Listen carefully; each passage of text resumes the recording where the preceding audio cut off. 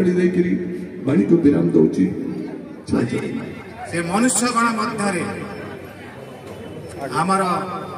प्रिय बलियाना समस्त डाकती पकई तांकर अभिनय सारी सी धराधाम विदाय नहीं प्रणाम कराऊँगी महापुरुषों पीठ एवं पूरी जगन्नाथ निकट आम उभय बहुबार जाइछु एठी अछु आज आम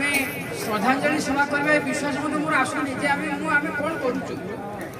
वास्तविक मु जानी पार्टी सहपाठी जे डॉक्टर गोविंद भूया जे आज सभापतित्व करुले आम प्रतिदिन कथा हो प्रतिदिन देहांत दिन भी आम आसीचु ता भितर आसिया भितर सभापति गोविंद मौसा उपस्थित चंदी आम नेतृत्व सभापति साथ रमाकांत बाबू कटक